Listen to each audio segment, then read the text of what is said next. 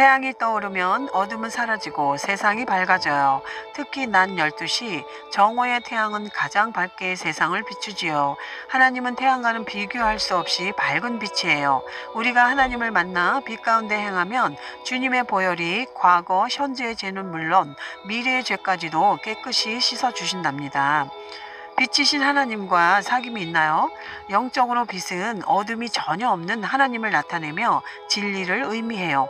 하나님께서 성경에 사랑하라, 기도하라, 십계명을 지키라 하신 것과 같이 선과 의, 사랑에 관한 모든 진리 말씀이지요.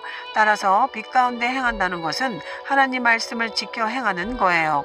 반대로 어둠은 불의, 탐욕, 시기 등 죄를 의미하지요. 요한일서 1장 7절에 저가 빛 가운데 계신 것 같이 우리도 빛 가운데 행하면 우리가 서로 사귐이 있고 말씀하셨어요.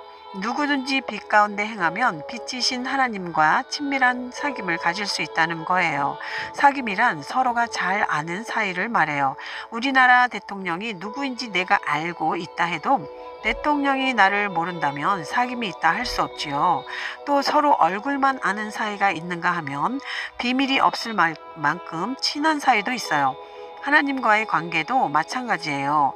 진정 하나님과 사귐이 있으려면 하나님께서 나를 알고 믿으며 인정해 주실 수 있도록 빛 가운데 행해야 하지요.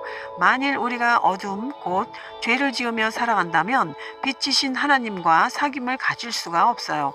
죄를 지으면 원수마귀 사단을 따르는 것과 같기 때문이에요. 아무리 믿습니다 고백하며 기도해도 하나님 뜻대로 행하지 않으면 하나님께서는 나는 너를 모른다 하실 수밖에 없어요. 빛 가운데 행할 때 죄사함을 받아요. 요한일서 1장 8, 9절에 만일 우리가 죄 없다 하면 스스로 속이고 또 진리가 우리 속에 있지 아니할 것이요 만일 우리가 우리 죄를 자백하면 저는 미쁘시고 의로우사 우리 죄를 사하시며 모든 불의에서 우리를 깨끗게 하실 것이요 말씀했어요. 우리 죄를 자백한다는 것은 단순히 입술로만 용서해 달라고 하는 것이 아니에요. 행함으로 온전히 돌이켜 더 이상 죄를 짓지 않을 때 하나님께서 회개로 받으시고 죄를 용서해 주시지요. 우리가 자신의 죄를 발견하고 버려나가며 빛 가운데 행해 나갈 때 주님의 피로 깨끗게 하며 용서하시는 거예요. 음식물을 섭취해야 생명을 유지하는 것을 알면서도 계속 먹지 않으면 결국 죽고 말아요.